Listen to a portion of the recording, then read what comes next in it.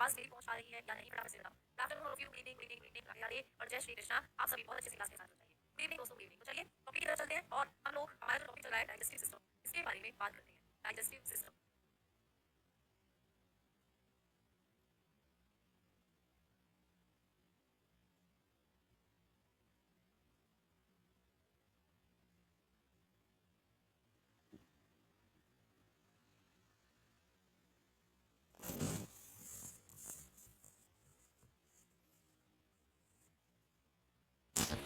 इस चैप्टर में हमने कल की क्लास में पढ़ लिया था आपके दांतों के बारे में, ठीक है, हमारी एलिमेंट्री कैनाल के बारे में। अब हम इस चैप्टर में आगे बढ़ेंगे और बात करेंगे कि मैम किस तरीके से हमारा जो मुंह होता है उससे हमारी जो जीभ होती है उससे क्वेश्चन करते हैं। तो आज की क्लास में हम लोग जीभ के साथ शुरुआत करेंगे दोस्तों, सलाइवा के साथ, जीभ यानी टंग के साथ हम लोग करेंगे शुरुआत। तो दांत हमने कल की क्लास में कर लिए थे ना, आज हम करेंगे जीभ के साथ शुरुआत कि भाई जीभ से कैसे क्वेश्चन आते हैं। सभी तक बात पहुंची है, सभी दोस्तों तक मेरी आवाज बिल्कुल पहुंची होगी, सभी प्यारे दोस्त मुझे अच्छे से सुन पा रहे होंगे, ये मैं उम्मीद करती हूँ, ठीक है। चलो आ जाओ, तो हम लोग बात करेंगे इसके बारे में, आपकी जीभ के बारे में, ठीक है। Now we will discuss about your tongue. Tongue से क्वेश्चन आपको बनते हैं कि भाई जो जीभ होती है उस पर पाई जाती है टेस्ट बड, ठीक है, ये आपकी जीभ है प्यारे दोस्तों।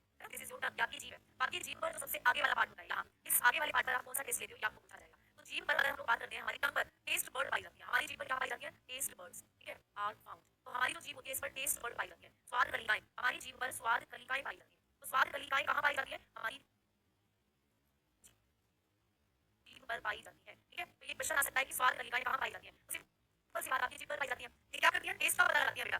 तो जब आप अपनी जीभ को देखोगे ना तो सबसे आगे आपको मीठे टेस्ट वाली टेस्ट बर्ड होगी। तो आपकी जीभ पर सबसे आगे बात पर आपको मीठा टेस्ट मिलता है, ठीक है। आप जब थोड़ा सा और पीछे की तरफ चलोगे, यहाँ पर तो थोड़ी स्पीड में हम लोग तेजी रखेंगे, क्योंकि आपको पता है कि 20 क्लासेस में हमें अच्छे कॉन्सेप्ट के साथ सिलेबस को खत्म करना है। तो बहुत ज्यादा बातें नहीं करेंगे, लेकिन चीजों को समझेंगे अच्छे से, क्योंकि आप लोग समझदार हो। पेपर आपका फरवरी में है, अभी आपको केमिस्ट्री भी पढ़नी है, अभी आपको बायोलॉजी फिजिक्स भी पढ़नी है। तो बायोलॉजी के लिए हमारे पास 20 से 22 क्लासेस है। बहुत अच्छे से, जितना अच्छे से पढ़ेंगे उतनी संभावना है कि पेपर क्वेश्चन आप पेपर में जो क्वेश्चन आएगा उसको बना पाएंगे, ठीक है बेटा। चलो आवाज आ रही है ना, चलिए। तो देखो यहाँ पर कौन सी वर्ड पाई जाती है आप लोगों की, तो आप बताते हो यहाँ पर नमकीन। अगर आपको मैं समोसा खाने को दूं तो समोसा आपको सोल्टी लगेगा, नमकीन लगेगा। तो यहाँ से और पीछे की तरफ चलते हैं, तो यहाँ पर कौन सी टेस्ट बर्ड आपको देखने को मिलती है, तो नमकीन के ऊपर पाई जाती है खट्टे स्वाद की टेस्ट बर्ड्स, यानी कि खट्टा टेस्ट। तो आपको नींबू तो खट्टा लगेगा। और सबसे पीछे की तरफ आपको यहाँ पर कड़वे टेस्ट की टेस्ट बर्ड पाई जाती है, कड़वा, बीटर। और कभी भी पूछे कि जो मिर्च वगैरह होती है वो भी आपको यहीं पर लगेगी, स्पाइसेस यानी कि मिर्ची। तो स्पाइसी टेस्ट होता है वो भी आप यहीं से ले पाते हो। तो इस तरीके से ये सीक्वेंस आपकी जीभ से आपको पेपर में पूछा जाता है कि जीभ के किस हिस्से पर हमें कौन सा टेस्ट फील होता है, ये आपको पूछा जाता है, ठीक है। तो बता दोगे पेपर में। चलिए अब हम आगे बढ़ते हैं और बात करते हैं कि मैम अब अगली चीज आपके मार्क्स से कौन सी होगी, तो सलाइवा। अगली चीज आपके मुंह में जो पाई जाती है, लार। लार से ढेरों क्वेश्चन बनते हैं, आप जानते हो ना, जब भी आप स्वादिष्ट खाने की महक सुनते हो आपके मुंह में लार आ जाती है ना, लार आनी शुरू हो जाती है बेटा। तो आपको जो लार आती है ना, वो लार आपके मुंह के अंदर उसमें बहुत से एंजाइम भी होते हैं। तो सबसे पहले बात करते हैं कि मैम लार हमारे मुंह में कितनी बनती है डेली। इसके अमाउंट की बात करते हैं, तो हमारे मुंह में लार की मात्रा कितनी बनती है। तो लार की मात्रा की जब बात करते हैं तो हमारे मुंह में लगभग 1 से 1.5 लीटर लार डेली बनती है दोस्तों। आपके मुंह में 1 से 1.5 लीटर जो लार होती है वो डेली आपका मुंह क्या करता है, रिलीज करता है।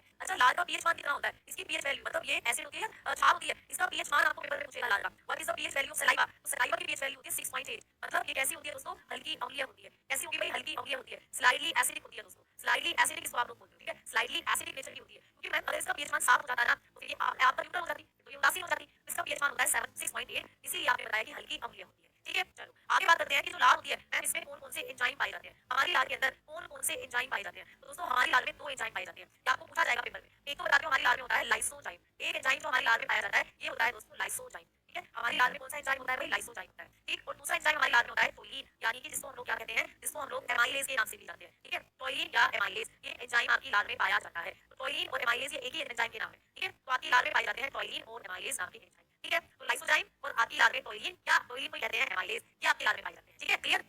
उल्टी होती है तो लार क्यों आ जाती है बेटा, इसीलिए आती है क्योंकि आपका जो ब्रेन है वो सिग्नल भेजता है आपकी फूड पाइप को, और फूड पाइप से पानी आता है, पानी रिलीज करके फूड पाइप, वही पानी आपके मुंह में आता है, ठीक है, ये होता है उल्टी होने का कारण। अच्छा, ये जो लाइसोजाइम होता है ये क्या करता है, ये जीवाणु को किल करता है बेटा। तो ये आपकी लार में ऐसा बैक्टीरिया है जो जीवाणु को मारता है। तो लार में कौन सा ऐसा बैक्टीरिया है जो जीवाणु को मारता है, तो आपने कहा ये हो जाता है लाइसोजाइम। लाइसोजाइम का काम होता है भाई किल बैक्टीरिया, किसको मारता है, ये खाने में आपके जो बैक्टीरिया होते हैं उनको मारता है। और इस लार में आपका लाइसोजाइम होता है, इसलिए स्वभाव बोलते हैं कि लार आपको अपनी आंखों पे लगानी चाहिए, जैसे आंखों की सफाई होती है कि आंखों के अंदर जो आपका गंदगी है वो लार लगाने से क्या हो जाती है, बैक्टीरिया फ्री हो जाती है आपकी आंखें। अब ये लाइसोजाइम आपकी आंसू में भी होता है, अगर आप कभी कभी रोते हो प्यारे दोस्तों, ठीक है, तो आंसू के अंदर भी ये पाया जाता है, आंसू में भी होता है प्यारे दोस्तों, ठीक है। तो ये जो लाइसोजाइम होता है ये आपके आंसू में भी होता है, ये भी आपको याद रखना है। आपकी आंखों के अंदर जो टीयर्स होते हैं उनमें भी होता है लाइसोजाइम, तो आपकी आंखों की सफाई भी करता है। अच्छा, मैं टोलिन क्या काम करता है, तो टोलिन का काम है यहाँ पर लिखूंगा। ये टोलिन आपकी लार में कार्बोहाइड्रेट का पाचन करता है, इसका पाचन करता है बेटा कार्बोहाइड्रेट्स का पाचन, ठीक है। तो इसका काम होता है कार्बोहाइड्रेट्स का पाचन करता है। तो ये आपके मुख के अंदर दोस्तों इसको पचाने का काम करता है कार्बोहाइड्रेट को, तो इसका काम हो जाता है डाइजेशन ऑफ कार्बोहाइड्रेट, ठीक है। तो लार के अंदर कौन सा ऐसा एंजाइम है जो कार्बोहाइड्रेट को पचाता है, तो आप बताते हो टोलिन। टोलिन को ही हम लोग एमाइलेज भी कहते हैं, टोलिन को ही हम लोग एमाइलेज भी कहते हैं, ठीक है, क्लियर, ठीक है भाई। चलो लाइसोजाइम ऐसे होता है मैम, तो लाइसोजाइम जो है आपकी लार के अंदर पाया जाने वाला एक एंजाइम है बेटा,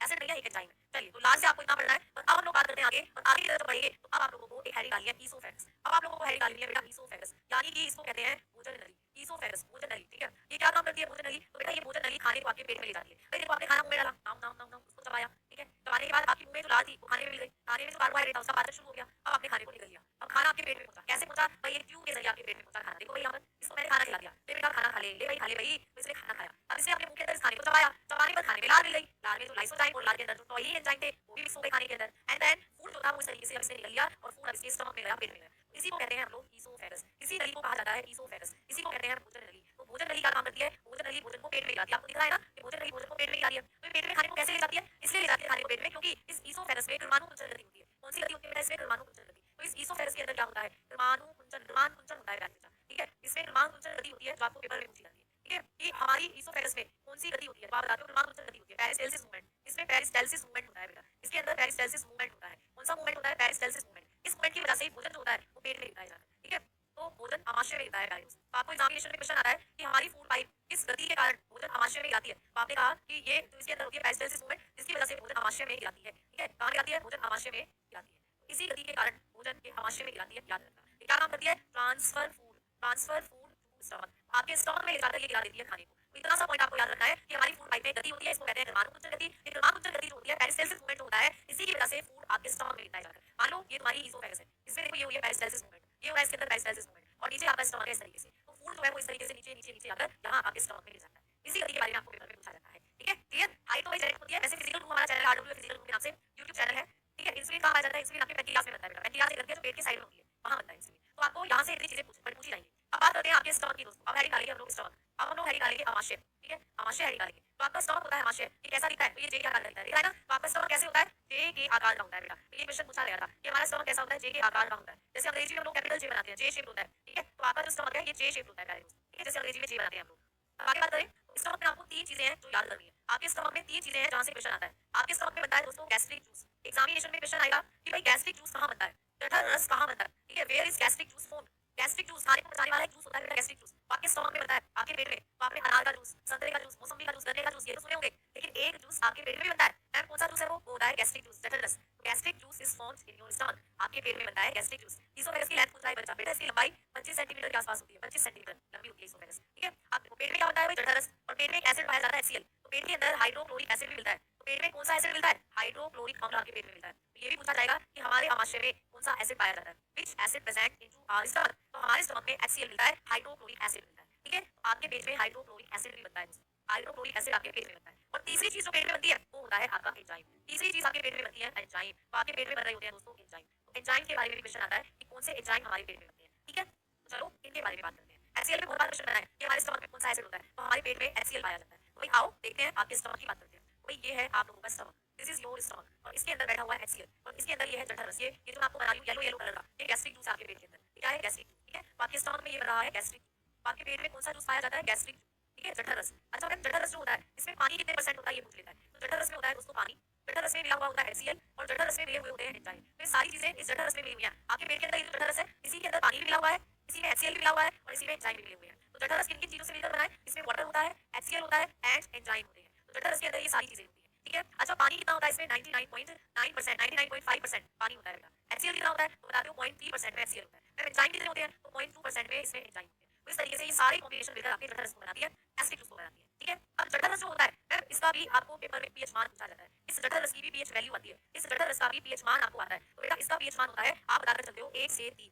1 से 3 होता है, मतलब ये अम्लीय होता है, क्यों होता है अम्लीय, क्योंकि इसमें एक एसिड मिला हुआ है इसका नाम है क्या HCl, HCl की वजह से ये जठर रस अम्लीय प्रकृति का होता है, तो मैम HCl की फुल फॉर्म क्या है बच्चा पूछ रहा है, बेटा HCl की फुल फॉर्म है हाइड्रोक्लोरिक एसिड, देखो मैंने लिखा हुआ है हाइड्रोक्लोरिक एसिड, ये कोई HCl कोई सी फुल फॉर्म नहीं बनेगी, HCl का केमिकल नेम है, ये एक तरीके का रसायन है, एक तरीके का केमिकल है, तो इसका नाम होता है हाइड्रोक्लोरिक एसिड, इसको हाइड्रोक्लोरिक एसिड कहते हैं, ठीक है, क्लास बिल्कुल रिकॉर्डेड चल रही है क्योंकि आपको 20 से 22 क्लास में पूरा सिलेबस खत्म कराना है, तो इसलिए कांसेप्ट मैं आपको यहाँ पर लिखती चल रही हूँ और कांसेप्ट मैं आपको यहाँ पर जो जरूरी है वो बताती चल रही हूँ, ठीक है बेटा, बातें करने का टाइम थोड़ा सा है नहीं हमारे पास, तो आप सिलेक्शन लेकर आओगे ना समान समान में तब हम खूब बातें करेंगे, तो इस बार एग्जाम आपका जल्दी है तो इसीलिए बातें करने का टाइम नहीं है, वरना बातें तो मैं खूब बनाती हूँ आपसे, क्लास बिल्कुल लाइव चल रही है, ठीक है, अब हम बात करते हैं कि हमारे पेट में ये जो HCl पाया जाता है, हमारे पेट में ये जो HCl है इसका काम क्या होता है, अब हम लोग बात करेंगे फंक्शन ऑफ HCl की, अब हम लोग बात करेंगे फंक्शन ऑफ HCl, हाइड्रोक्लोरिक अम्ल के कार्य यानी HCl के कार्य, आपको पेपर में पूछे जाएंगे कि HCl ये हमारे पेट में करता क्या है, तो इस HCl का काम होता है हमारे पेट के अंदर, पहला काम कि ये भोजन को अम्लीय बनाता है, ये अम्ल है, ये खाने में मिल जाता है और भोजन को अम्लीय बनाता है, ठीक है, इसका काम होता है भोजन को अम्लीय बनाता है, ठीक, इसका काम क्या होगा भाई make food acidic, make food acidic, खाने में मिलता है और खाने को अम्लीय बना देता है, ठीक है, मैम इसका दूसरा काम होता है कि जीवाणु को मारता है, ये भी आपके पेट में जो बैक्टीरिया चले जाते हैं ना उनको मारने का काम करता है, तो ये भी जीवाणु को मारता है, HCl का भी काम होता है किल बैक्टीरिया, आपके पेट में जो बैक्टीरिया चले जाते हैं उनको मारने का काम करता है, और तीसरा इसका क्या काम होता है ये एंजाइम को एक्टिव करता है, एंजाइम, आपके पेट में जो एंजाइम पाए जाते हैं, एंजाइम को सक्रिय करता है जाकर, एंजाइम को जलाता है प्यारे दोस्तों। तो कौन सा ऐसा एसिड है जो पेट में एंजाइम को जलाता है? तो आपने कहा HCl, ठीक है। इसका काम होता है एक्टिवेट एंजाइम, एक्टिवेट एंजाइम। तो ये क्या काम करता है? एंजाइम को एक्टिवेट करने का काम भी करता है, एक्टिवेट एंजाइम्स। आपके पेट में जो एंजाइम बन रहे हैं उनको एक्टिवेट करने का काम करता है। मैंने कहा था ना कि आपके पेट में एंजाइम भी बनते हैं, देखो ये रहे, मैंने बताया था ना कि आपके पेट में एंजाइम भी बनते हैं, तो बस इन्हीं एंजाइमों को जलाता है ये HCl जो होता है। तो HCl के ये 3 काम होते हैं जो आपको याद रखने हैं, ठीक है। ये हाँ, इसीलिए एसिडिटी होती है ज्यादा जब HCl ज्यादा बनता है। तो अब हम लोग बात करते हैं कि हमारे पेट में ये HCl पाया जा रहा है, ठीक है। ये आपका पेट है, मैंने बताया था, ये आपका स्टमक है, और आपके पेट के अंदर ये HCl भरा हुआ है। HCl आपके पेट को जला क्यों दिया हमने? ये तो एक तरीके का एसिड है, ये तो एक तरीके का तेजाब है, तेजाब हमारी स्किन पर डल जाए तो स्किन जल जाती है, तो हमारा पेट क्यों नहीं जल रहा अंदर से? तो बेटा इस HCl से बचाने के लिए आपके पेट के चारों तरफ एक लेयर होती है, ऐसे आपके पेट के चारों तरफ एक मेम्ब्रेन पाई जाती है। ये जो रेड कलर से मैं बना रही हूँ मैम, ये क्या है? ये है आपकी म्यूकस मेम्ब्रेन। ये है दोस्तों म्यूकस मेम्ब्रेन। क्या है ये? म्यूकस मेम्ब्रेन है, ठीक है। ये है म्यूकस मेम्ब्रेन। मैम ये क्या काम करती है? तो ये आपके पेट को बचाती है अम्ल से। इसको कहते हैं श्लेष्मा की परत। तो ये क्वेश्चन आता है पेपर में कि हमारे पेट को अम्ल से बचाने वाली परत का नाम क्या है? श्लेष्मा की परत। ये क्या काम करती है? तो ये अम्ल से आपके पेट को रक्षा देती है, ठीक है। अम्ल से पेट की रक्षा करती है बेटा, यानी आपके पेट को जलने से बचाती है, अम्ल से पेट की रक्षा करती है। तो इस लेयर का काम होता है कि ये प्रोटेक्ट करती है आपके स्टमक को फ्रॉम द एसिड। तो यहाँ पर मैं लिख सकती हूँ आपको इंग्लिश में कि भाई ये जो आप लोगों की पेट के चारों तरफ की जो म्यूकस लेयर है, ये लेयर क्या काम कर रही है? आपके पेट को जलने से बचा रही है, आपके पेट को ये एसिड जलाना दे, इस चीज से आपकी सुरक्षा कर रही है मेम्ब्रेन। तो ये क्या काम करती है म्यूकस मेम्ब्रेन? तो यहाँ पर इंग्लिश में लिख देती है, इसका काम होता है इट प्रोटेक्ट्स स्टमक। तो आपके स्टमक को प्रोटेक्ट करती है, प्रोटेक्ट स्टमक, है ना। आपके स्टमक को क्या करती है? प्रोटेक्ट करती है प्यारे दोस्तों, ये आपके पेट को बचाती है अम्ल से, जलने से बचाती है, ठीक है। क्लियर? एक समझ में आ गई बात? बेटा ये सिर्फ पेट में ही नहीं है, ये आपकी इसोफेगस में भी है, ऐसे से पूरे नीचे आपको फैली हुई है म्यूकस मेम्ब्रेन। लेकिन क्वेश्चन पेट के लिए आता है कि पेट को बचाने के लिए, क्योंकि अम्ल जो है वो पेट में है, एसिड जो है वो पेट में है, तो इस एसिड से पेट को बचाने वाली परत का नाम होता है म्यूकस मेम्ब्रेन यानी श्लेष्मा की परत। अब कई बार क्या होता है कि HCl आपके पेट में बहुत सारा बन जाता है, ये हाइड्रोक्लोरिक एसिड आपके पेट में बहुत सारा बन जाता है। मान लीजिए HCl आपके पेट में अधिक बन गया बेटा, कई बार ये आपके पेट में क्या करता है? अधिक बनता है, बहुत सारा बन जाता है। जब आप चटपटा चीज खा लेते हो, ठीक है, जब ये मोर अमाउंट में आपके शरीर में बन जाता है, ठीक है, इसकी बहुत ज्यादा मात्रा आपके शरीर में चली जाती है, तो आपको एक बीमारी हो जाती है, आपको फिर एसिडिटी हो जाती है, अम्लीयता हो जाती है दोस्तों। फिर क्या हो जाती है? हम लोगों को अम्लीयता हो जाती है, एसिडिटी हो जाती है, खट्टी डकारें आ जाती है, आप लोगों को क्या हो जाता है? एसिडिटी। तो एसिडिटी कब होती है? जब हमारे पेट के अंदर HCl ज्यादा बनता है, ठीक है। फिर आप डॉक्टर के पास जाते हो, डॉक्टर एंजाइम क्या होते हैं बेटा? एंजाइम एक तरीके के रसायन है ना, एंजाइम एक तरीके के रसायन है, तो खाने को पचाने का काम करते हैं। तो एंजाइम का काम होता है खाने को पचाना, ठीक है। तो आपके पेट में भी 2 एंजाइम बनते हैं, अभी हम बात करेंगे, ठीक है। हाँ, जब आपके पेट में एसिडिटी ज्यादा हो जाता है तो एसिडिटी हो जाती है आपको, जिससे आप लोगों को खट्टी डकारें आती हैं, सीने में जलन होती है। तो फिर आप डॉक्टर के पास जाते हो, तो डॉक्टर आपको दवाई देता है, एसिडिटी से बचाव के लिए डॉक्टर आपको दवाई देता है। तो कौन सी दवाई देता है? चलिए बात करते हैं। जब आप लोगों को एसिडिटी हो जाती है, क्या हो जाती है बेटा? एसिडिटी, यानी जब आपको अम्लीयता हो जाती है, तो डॉक्टर के पास जाते हो तो डॉक्टर आपको दवाई देते हैं। एसिडिटी से बचाव के लिए दवा हम लोग खाते हैं, तो मेडिसिन हम लोग खाते हैं, तो मेडिसिन को क्या कहते हैं? आपको पूछा जाता है, उस मेडिसिन को कहते हैं एंटासिड, एंटासिड यानी प्रति अम्ल दवा, प्रति अम्ल दवा। तो ये आपको पूछा जाता है पेपर में कि जब हमारे शरीर में एसिडिटी हो जाती है, एसिडिटी से बचाव के लिए जो हम दवाइयां खाते हैं, उन दवाओं को हम लोग क्या कहते हैं? तो उन दवाओं को हम एंटासिड कहते हैं, एंटासिड, ठीक है। तो एसिड से आप डाइटिन पी लेते हो, इनो पी लेते हो, ये सब एंटासिड होती है, एसिडिटी से रिलीफ दिलाती है। तो इतना आपको स्टमक के अंदर पड़ रहा है। अब बात करते हैं कि आपके स्टमक में कौन कौन से एंजाइम पाए जाते हैं, ठीक है। स्टमक में कौन कौन से एंजाइम्स पाए जाते हैं, अब हम ये बात करते हैं, ठीक है। आमाशय के एंजाइम, अब हम बात करते हैं कि आपके आमाशय में कौन कौन से एंजाइम पाए जाते हैं। तो आपके आमाशय में 2 एंजाइम होते हैं बेटा, हमारे आमाशय में 2 एंजाइम, एक होते हैं रेनिन, एक आपके पेट में पाया जाता है दोस्तों रेनिन। रेनिन क्या काम करता है? तो रेनिन दूध को पचाता है बेटा, ठीक है, दूध का पाचन करता है। तो हमारे पेट में ऐसा कौन सा एंजाइम है जो दूध का पाचन करता है? तो आपने कहा रेनिन। तो रेनिन का काम होता है मिल्क डाइजेशन, ये दूध को पचाने का काम करता है या दूध की प्रोटीन को पचाने का काम करता है, ठीक है। तो आपके पेट के अंदर ऐसा कौन सा एंजाइम है जो दूध को पचाने का काम करेगा? तो आप कहते हो ये होता है रेनिन, ठीक है। और ये रेनिन बच्चों में ज्यादा मिलता है दोस्तों, है ना, क्योंकि बच्चे दूध ज्यादा पीते हैं। और दूसरा एंजाइम आपके पेट में पेप्सिन, दूसरा एंजाइम आपके पेट में पाया जाता है भाई पेप्सिन। पेप्सिन क्या करता है? तो पेप्सिन प्रोटीन का पाचन करता है, जो आप प्रोटीन खाते हो ना, तो दाल की प्रोटीन, सोयाबीन, ये सब, तो ये काम करता है प्रोटीन का, तो इसका काम होता है प्रोटीन का पाचन करना। तो हमारे पेट में कौन सा एंजाइम प्रोटीन का पाचन करता है? तो आप बताते हो पेप्सिन। पेप्सिन का काम होता है digestion of protein, digestion of protein. Which enzyme digest protein in stomach? कौन सा एंजाइम पेट में प्रोटीन को पचाता है? तो आप बताते हो ये होता है पेप्सिन। जिसके एंजाइम के नाम के पीछे आपको सी नजर आएगा, समझ आना वो प्रोटीन को ही पचाएगा। तो पेट में बनता है पेप्सिन और पेप्सिन पचाता है प्रोटीन, ठीक है। आगे बढ़ेंगे दोस्तों, तो पेट हो गया कंप्लीट। अब चलते हैं आगे की तरफ। अब हम लोग आगे बढ़ेंगे और बात करेंगे अब इसकी, अब आपके लीवर के बारे में बात करते हैं, ठीक है। लीवर, अब आप लोगों के लीवर से संबंधित क्वेश्चन पूछे जाएंगे। यकृत, कि हमारे यकृत में कौन सा एंजाइम बनता है? तो यकृत क्या करता है? यकृत निकालता है पित्तरस, हमारे यकृत में बनता है पित्तरस, ठीक है। यकृत क्या करता है? पित्तरस बनाता है। क्वेश्चन आता है कि भाई पित्तरस कहाँ बनता है? तो आप बताओगे कि हमारा यकृत बनाता है पित्तरस, ठीक है। यकृत क्या करता है? फॉर्मेशन करता है बाइल का, फॉर्मेशन ऑफ बाइल। तो ये आपको पूछा जाएगा कि हमारे शरीर में जठर रस कहाँ बनता है? जल्दी से बताओ सारे बच्चे कमेंट सेक्शन में। हार्मोन्स कितने? मैम हार्मोन हमारे शरीर में कितने? बेटा हार्मोन तो बहुत सारे हमारे शरीर में पाए जाते हैं, ठीक है, हार्मोन तो बहुत सारे हमारे शरीर में पाए जाते हैं। अब आप मुझे जल्दी से बताएंगे सारे बच्चा कि जो जठर रस है, गैस्ट्रिक जूस, वो हमारे शरीर में कहाँ होता है? Where is gastric juice found in our digestive system? हमारे पाचन तंत्र में जठर रस कहाँ पाया जाता है? फटाफट बताओ। जठर रस कहाँ था? आपके स्टमक में था, बिल्कुल सही बात, पेट में बना था जठर रस। लेकिन जब आपको पूछे कि पित्त रस कहाँ बनता है, बाइल जूस कहाँ बनता है, तो लीवर में बनता है, ठीक है। अब ये जो बाइल जूस होता है इसको आपका लीवर बनाता है। मैम ये बाइल जूस कैसे कलर का होता है? आप बताओगे इसमें पाए जाते हैं 2 वर्णक, इसके अंदर बाइल जूस के अंदर 2 पिगमेंट पाए जाते हैं दोस्तों। कौन कौन से पिगमेंट? पिगमेंट क्या होते हैं बेटा? जो किसी चीज को कलर देते हैं। तो इस पित्तरस का भी कलर पिगमेंट की वजह से होता है। तो पित्तरस का कलर होता है पीला हरा। क्यों होता है पीला हरा? तो एक इसके अंदर बिलिरुबिन पिगमेंट है, बिलिरुबिन। तो ये जो बिलिरुबिन होता है इसकी वजह से पित्तरस का कलर पीला होता है। तो ये जो बिलिरुबिन होता है ये पित्तरस को कैसा रंग देता है? तो आप कहते हो ये पीला रंग देता है पित्तरस, ठीक है, पीला रंग प्रदान करता है। तो आपको पेपर में पूछा जाएगा कि कौन पित्तरस को पीला रंग प्रदान करता है? आप कहोगे बिलिरुबिन, ठीक है। ये क्या देता है बेटा? Yellow colour. तो ये पित्तरस को, बाइल जूस को येलो कलर प्रोवाइड कराता है, provide yellow colour. Due to bilirubin bile juice is yellow in colour, ठीक है। और दूसरा पिगमेंट इसके अंदर क्या होता है, दूसरा पिगमेंट है बिलीरुबिन, दूसरा पिगमेंट है इसके अंदर बिलीरुबिन, ठीक है। सेकंड पिगमेंट होता है बिलीवर्डिन, बिलीरुबिन तो लिख लिया, बिलीवर्डिन, ठीक है। दूसरा पिगमेंट होता है बिलीवर्डिन। तो बिलीवर्डिन क्या काम करता है, तो बिलीवर्डिन पितरस को देता है हरा रंग, पितरस को क्या देता है दोस्तों, ग्रीन कलर देता है, हरा रंग, हरा रंग। तो ये पितरस को हरा रंग देता है, ग्रीन कलर देता है। तो इसीलिए कभी भी आपको पूछे कि कौन सा ऐसा पिगमेंट है जो बाइल उसको येलो कलर देता है, तो येलो कलर देता है bilirubin. And which pigment provide green colour to the bile तो आपने कहा बिलीवर्डिन, ठीक है। इस प्रकार ये जो पितरस होता है इसका रंग कैसा होता है, पीला हरा होता है, पीला हरा मतलब ना पीला ना हरा, येलोइश ग्रीन होगा, हल्का हल्का येलो, हल्का हल्का ग्रीन, ऐसा इसमें झलक मारेगी। तो येलोइश ग्रीन होता है जो पितरस होता है, इसकी वजह से बिलीरुबिन की वजह से येलो और बिलीवर्डिन की वजह से ग्रीन। अच्छा, जब ये बिलीरुबिन आपके शरीर में ज्यादा हो जाता है, जब ये बिलीरुबिन आपके शरीर में ज्यादा हो जाएगा बेटा, तो क्या दिक्कत हो जाती है, जल्दी बताओ। जब ये आपके शरीर में बहुत ज्यादा हो जाता है तो हमें जॉइंटिस नाम की बीमारी हो जाती है। कौन सी बीमारी हो जाती है, जॉइंटिस। फिर हमें क्या हो जाता है, घरेलू पीलिया हो जाता है बेटा, जॉइंटिस हो जाता है। एक सेकंड देखिए, एक सेकंड।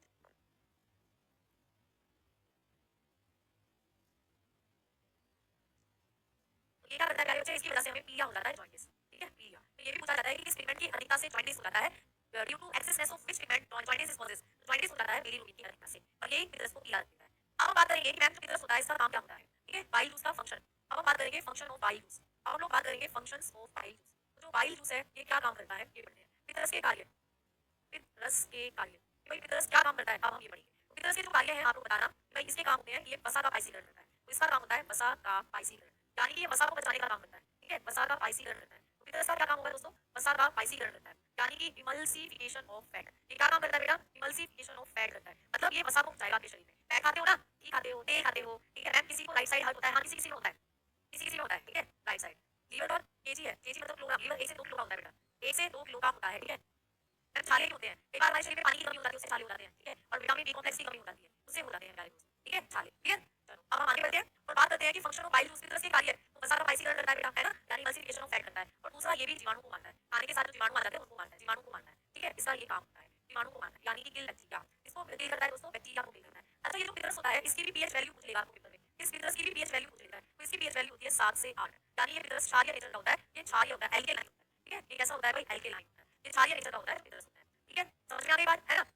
मैं आप क्यों का टाइम में जूम करती है बेटा, मैं आपके सामने हूँ, मैं आडोल में जूम करती हूँ, ठीक है। चलो तो अब हम लोग बात करते हैं आगे कि मैम एक चीज लिखनी है हमें जो पेपर में कभी कभी पूछ लिया जाता है कि पितरस का संचय कहाँ पर होता है। पितरस का संचय, पितरस का संचय कहाँ पर स्टोर होता है, तो पितरस का संचय पिताशय में होता है। कहाँ पर होता है दोस्तों, पिताशय में, है ना। तो पितरस का संचय कहाँ होता है, पिताशय में होता है। पिताशय क्या होता है, आपका जो गॉल ब्लैडर होता है। तो आप बताओगे bile juice is stored in in gall bladder. तो आपके गॉल ब्लैडर के अंदर पितरस का संचय होता है, याद रखना है, गॉल ब्लैडर, ठीक है। आपके लीवर के नीचे एक थैली होती है, मान लो ये तुम्हारा लीवर है, लीवर राइट साइड होता है बेटा, ठीक है, ये तुम्हारा लीवर है और ये तुम्हारा स्टमक है, ये तुम्हारी छोटी आंत है, इस तरीके से। तो ये जो लीवर है ना, इसके नीचे यहाँ पर एक थैली होती है ऐसे, इस थैली को कहते हैं गॉल ब्लैडर। तो लीवर जब पितरस बनाता है तो पितरस सारा इस थैली में जमा होता है। तो पितरस का संचय कहाँ होता है, हमारे अंदर गॉल ब्लैडर की थैली में होता है बेटा, ठीक है, क्लियर। चलो तो पितरस से आपको यहाँ लीवर से इतनी चीजें पढ़नी है।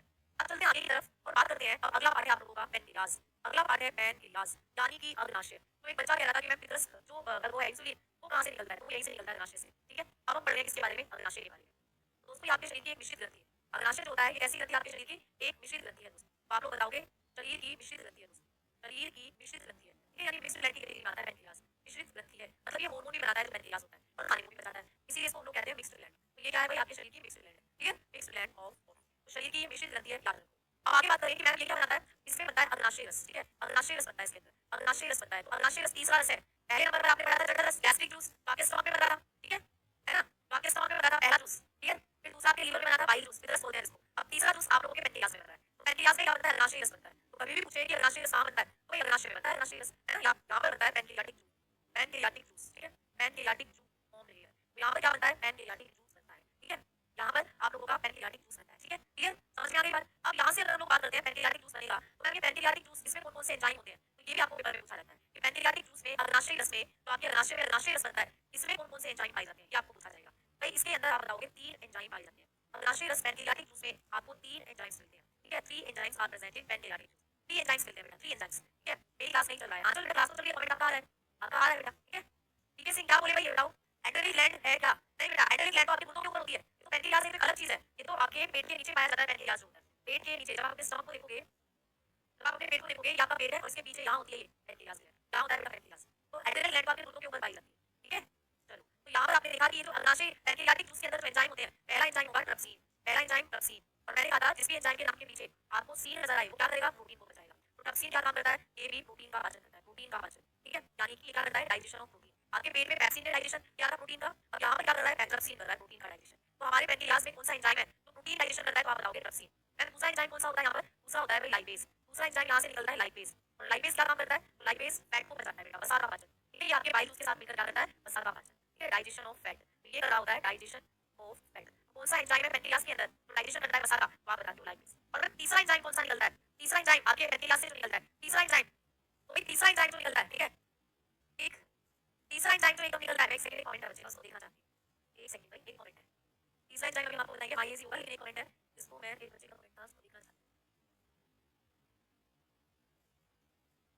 कमेंट मुझे सबके शो हो रहे हैं बेटा, कमेंट चला गया मुझे दिख नहीं रहा। चलो आ जाओ आगे बात करते हैं, 12 शायद हो जाए।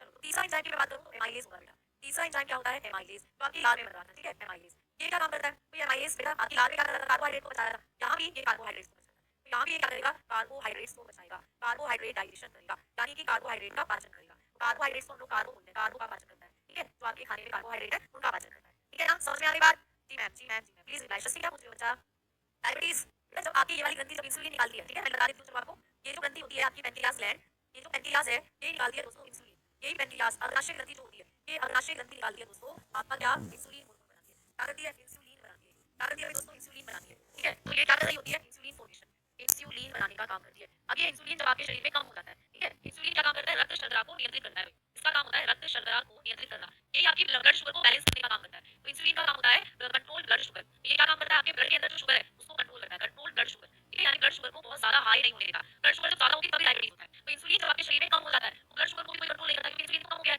कम कर रहा है, ब्लड शुगर बढ़े हुए हैं, तो बढ़ती जा रही है, क्योंकि इंसुलिन तो बन ही रहा। तो इंसुलिन जब आपके शरीर में कम हो जाता है बेटा, इसकी कमी जब आपकी बॉडी में हो जाती है, लेस अमाउंट में बनेगा, तो तब हमारा ब्लड शुगर इंक्रीज हो जाता है, उसी की वजह से हमारे अंदर हो जाती है डायबिटीज, उसी की वजह से डायबिटीज मधुमेह होता है, उसी की वजह से क्या होता है, मधुमेह होता है। समझ में आई बात, ये होता है आपका डायबिटीज, इंसुलिन की कमी से डायबिटीज हो जाता है। ठीक है, तो ऐसा मान लीजिए कि आप लोगों के शरीर के अंदर 100 खाना अगर आपने नहीं खाया है तो 100 से नीचे होनी चाहिए, खाली पेट ये 100 से नीचे होनी चाहिए। ठीक है, ब्लू टू 100 होनी चाहिए फास्टिंग में, खाली पेट फास्टिंग में। और अगर आपने खाना खा लिया है ना, अगर आपने खाना खाया लंच वगैरह ले लिया है तो फिर ये 140 से नीचे रहनी चाहिए, फिर ये 140 से नीचे रहनी चाहिए आफ्टर ब्रेकफास्ट या आफ्टर ईटिंग, खाने के बाद ये क्या होनी चाहिए, 140 से नीचे होनी चाहिए। तो 100 से 140 खाना खाए बिना, फास्टिंग बिना खाए बिना, वो खाली पेट अपने शुगर चेक कराए तो 100 से नीचे होना चाहिए। ठीक है, और खाना खा के चेक कराया है तो 140 से नीचे होना चाहिए। ठीक है, इंसुलिन की पोस्ट बैंटिंग निकल गई, बैंटिंग बैंटिंग नाम के साइंटिस्ट ने इंसुलिन को खोजा था। चलो अब आ जाओ, तो आप लोगों ने देखा कि पेनक्रियाज के अंदर ये एंजाइम होते हैं, तो क्या करते हैं, खाने को डाइजेस्ट करने का काम करते हैं। अब इंसुलिन के बाद हम लोग आगे बढ़ेंगे, अगली ग्रंथि की तरफ हम लोग बढ़ेंगे, या अगला पार्ट होगा आपका छोटी आंत। अब खाना पहुंच गया आपकी छोटी आंत में, ठीक है, छोटी आंत, स्मॉल इंटेस्टाइन जिसको कहते हैं, स्मॉल इंटेस्टाइन, छोटी आंत। ठीक है, अब खाना कहाँ पहुंचा भाई, छोटी आंत में। तो जो छोटी आंत थी हम लोगों की, ये कैसी होती है, तो आप लोग बताते हो कि छोटी आंत, इसकी लंबाई आपको पूछना है, ये छोटी आंत की लंबाई होती है, लेंथ। तो जब हम लोग इसकी लेंथ की बात करते हैं तो बेटा ये 6 से 6.5 मीटर लंबी होती है, 6 से 6.5 मीटर। मैंने बताया था कि एलिमेंट्री कैनाल का सबसे लंबा भाग होती है छोटी आंत। ठीक है, छोटी आंत में भोजन का पूर्ण पाचन होता है बेटा, इस पॉइंट को याद रखना। ठीक है, भोजन का पूर्ण पाचन यहीं पर होता है, भोजन का पूर्ण पाचन तथा अवशोषण होता है। ठीक है, तो छोटी आंत में क्या होता है, कंप्लीट डाइजेशन एंड एब्जॉर्प्शन। ठीक है, तो यहाँ पर क्या होता है, भोजन का पूर्ण पाचन तथा अवशोषण होता है। ठीक है, तो आप लोग बताओगे complete digestion of food, digestion and absorption of food, absorption of food take place here. ठीक है, टेक प्लेस हियर। तो यहीं पर क्या होता है, भोजन का कंप्लीट डाइजेशन होता है और यहीं पर भोजन का कंप्लीट अब्जॉर्प्शन भी हो जाता है, यानी खाने में जो पोषक पदार्थ है ना, वो सब इसी छोटी आंत में बसते हैं, छोटी आंत में अब्सॉर्ब किए जाते हैं। ठीक है, क्लियर। चलो अब बात करते हैं, यहाँ पर चैप्टर कंप्लीट होने के बाद कुछ क्वेश्चन की प्लीज आपको सैटरडे के लिए या कुछ क्वेश्चन आपको दूंगी। ठीक है, चलो अब यहाँ पे बात करते हैं, इसके कितने भाग होते हैं भाई, छोटी आंत के 3 भाग होते हैं।